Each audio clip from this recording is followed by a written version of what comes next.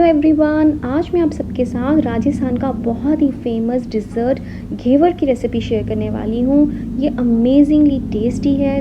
2 parts में ये बनाया जाता है। जो इसका लोअर पार्ट है, जो इसका बेस है, वो बहुत ही जालीदार क्रिस्प होता है और इसके ऊपर रखी जाती है मलाईदार रबड़ी।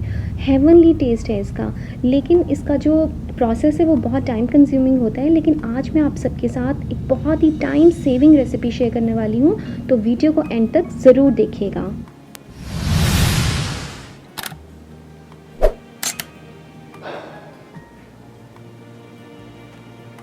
तो सबसे पहले हम लेंगे मिक्सर जार और इसके अंदर हम डाल देंगे 4 चम्मच घी के। नॉर्मल चम्मच मैंने यहाँ पर यूज़ किया है, जो खाने का चम्मच हम घर में यूज़ करते हैं। जिस क्वांटिटी में आपको मैं बता रही हूँ, सेम उसी क्वांटिटी से आपने इसको बनाना है। मेजरमेंट्स का बहुत ध्यान रखिएगा। तो 4 चम्मच देसी घी इसमें डालेंगे। उसके बाद मैंने यहाँ पर इसमें डाल दिए हैं 5 या 6 आइस क्यूब्स आप इसमें डाल दीजिए और अच्छे से इसको मिक्सर कर लीजिए। जब आप इनको घी को और बर्फ़ को जब आप मिक्स करेंगे ना, तो आप देखेंगे कि इस तरह से थोड़ा थोड़ा मक्खन की तरह हो जाएगा। जो घी है ना, वो थोड़ा मक्खन जैसी कंसिस्टेंसी में आ जाएगा। तो अब इसमें हम ऐड कर देंगे 1/2 कप नॉर्मल टेम्परेचर का दूध। बस अब इसको फिर से मिक्स करेंगे तो आप देखेंगे ये इस तरह की कंसिस्टेंसी में आ जाएगा। और अब इसमें हम ऐड करेंगे 1 कप, पूरा 1 कप मैदे का, और इसको हमने छान के ही ऐड करना है और बैचेस में ऐड करेंगे। और जब आप इसको इस तरह से बीट कर लेंगे, ग्राइंड कर लेंगे मिक्सर के अंदर, उसके बाद आपने इसमें बिल्कुल चिल्ड पानी डालना है। और अब इसके अंदर हम डाल देंगे सिर्फ 1 चम्मच बेसन का। बेसन डालने से इसका जो टेस्ट है वो बहुत ही ज़्यादा अच्छा हो जाता है और इसका कलर भी बहुत अच्छा हो जाएगा। तो अब इन सबको अच्छे से फिर से मिक्सर कर लेंगे और आप देख सकते हैं जो कंसिस्टेंसी है वो बिल्कुल फ्लोइंग है, बिल्कुल पानी की तरह है। बिल्कुल भी आपने इसको गाढ़ा नहीं रखना है, बिल्कुल पानी की तरह होना चाहिए, बस इस तरह से। और बिल्कुल एंड में अब हम इसमें डाल देंगे 1 नींबू का रस और इसको हम अच्छे से मिक्स कर देंगे। नींबू डालने से क्या होगा, एक तो टेस्ट अच्छा हो जाता है और जो सारी इसमें हमने चीज़ें मिलाई हैं वो एकदम स्टेबलाइज रहती हैं। तो अब ये देखिए, आप मिक्सचर देख सकते हैं बिल्कुल तैयार हो गया है। अब हम इन द मीनवाइल हम रेडी कर लेते हैं अपनी चाशनी। तो यहाँ पर हमें 1 तार की चाशनी चाहिए और जिसका प्रोपोर्शन रहेगा 1 कप चीनी और आधा कप पानी। अच्छे से मिक्स करेंगे दोनों चीज़ों को और उसके बाद इसमें ऐड कर देंगे 1 हरी इलायची, थोड़ी सी मैंने इस तरह से क्रश की है, और इसमें थोड़ा सा नींबू का रस जो है वो निचोड़ देंगे।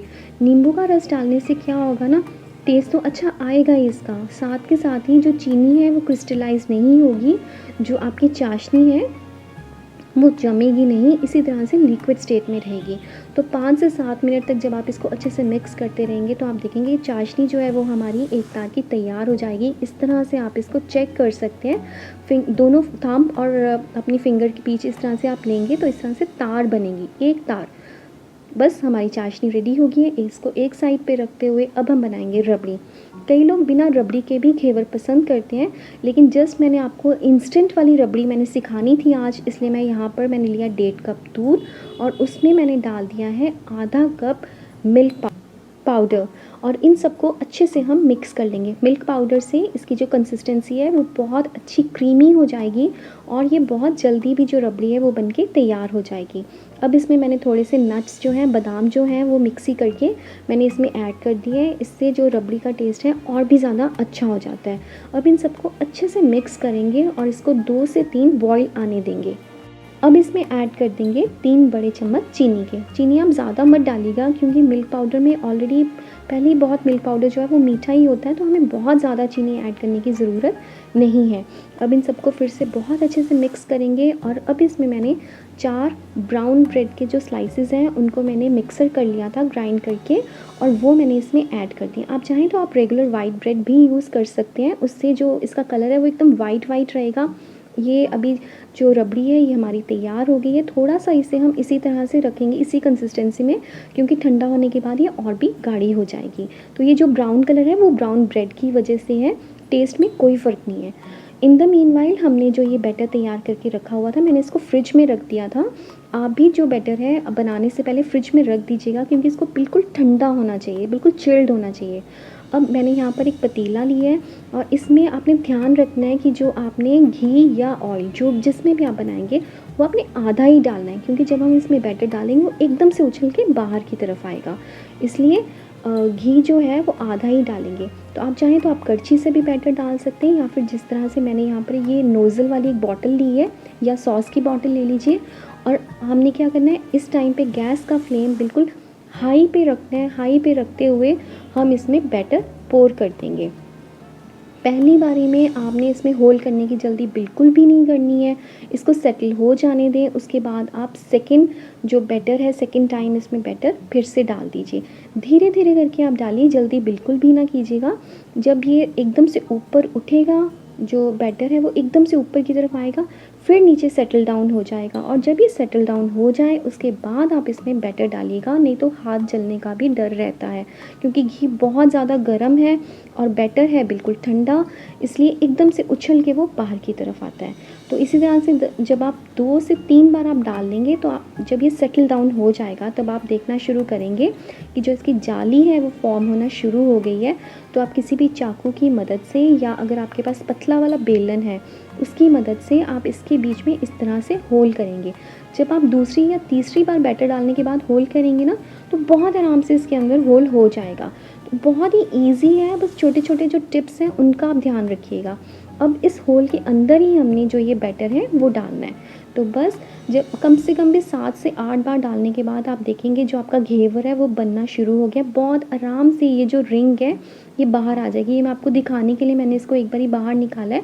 अब ये थोड़ा सा नीचे से वाइटिश है, तो इसको थोड़ा सा और पका लेते हैं। इसको थोड़ा सा नीचे की तरफ पुश करेंगे ताकि ऊपर से भी जो घेवर है वो हमारा अच्छे से फ्राई हो जाए।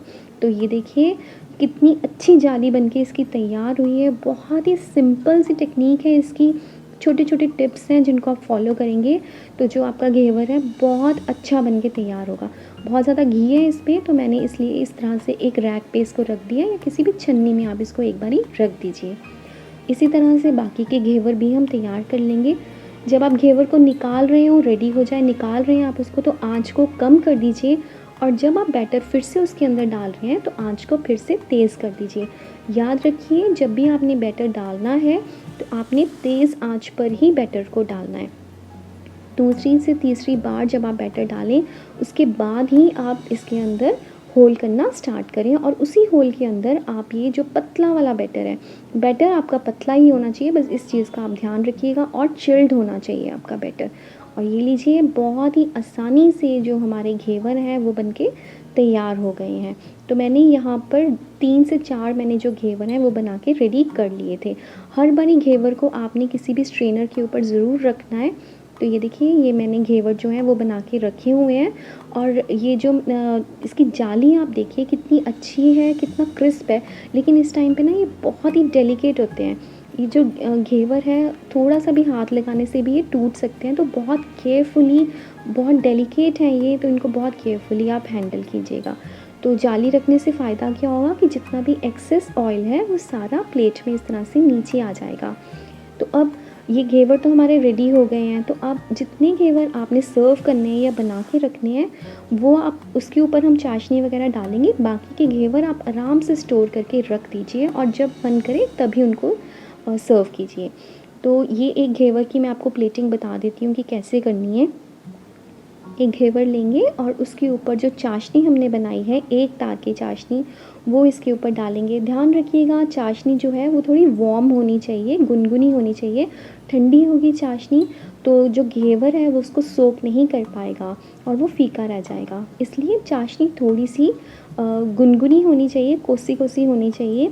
और जो ये देखिए हमारी रबड़ी भी है वो थोड़ी देर ठंडी होने के बाद ये किस तरह से गाढ़ी हो गई है। और जो रबड़ी है हमारी वो ठंडी होनी चाहिए, क्योंकि अगर रबड़ी ठंडी होगी तो आपका जो घेवर है वो सौगी हो जाएगा, वो क्रिस्पी नहीं रहेगा, वो सौगी हो जाएगा। तो ये 2 चीज़ों का भी आपको बहुत ध्यान रखना है। चाशनी जो है वो हल्की गर्म होनी चाहिए, और जो रबड़ी है वो बिल्कुल ठंडी होनी चाहिए। फ्रिज में ना भी रखी हो लेकिन नॉर्मल टेम्परेचर पे आ जानी चाहिए। तो बस इस तरह से हम रबड़ी जो है इसके ऊपर इस तरह से फैला देंगे। आप चाहें तो आप इसको चाशनी वाला घेवर भी सर्व कर सकते हैं, और इस तरह से ये मलाईदार रबड़ी डाल के भी सर्व कर सकते हैं। मैंने यहाँ पर इसके ऊपर नट्स के साथ इसको गार्निश नहीं किया है, मैंने इसके ऊपर डाली है टूटी फ्रूटी। आप चाहें तो आप इसके ऊपर जो हर्शीज़ का चॉकलेट सिरप आता है ना, अब वो भी इसके ऊपर डाल सकते हैं। बच्चों को बहुत पसंद आता है, ये बहुत टेस्टी लगता है ये। तो चॉकलेट घेवर भी आप बना सकते हैं इस तरह से, या फिर जैसे ट्रेडिशनली मलाईदार घेवर होता है वो तो मैंने आपके साथ शेयर कर ही दिया कि आप कैसे बना सकते हैं। तो लीजिए, हमारा टेस्टी जालीदार घेवर बनकर बिल्कुल तैयार है। बहुत ही आसान सी रेसिपी है इसकी, बहुत ही कम टाइम में आप इसको बना सकते हैं। बस कुछ चीज़ों का आपने ध्यान रखना है, ऑयल के टेम्परेचर का और बैटर के बिल्कुल चिल्ड होना चाहिए जो आपका बैटर है। तो बहुत ही ज़्यादा इजी, टेस्टी और हेवनली टेस्ट है इस घेवर का। आप भी इस रेसिपी को ज़रूर ट्राई करिएगा। तो मिलते हैं नेक्स्ट वीडियो में। Till then take care and happy cooking.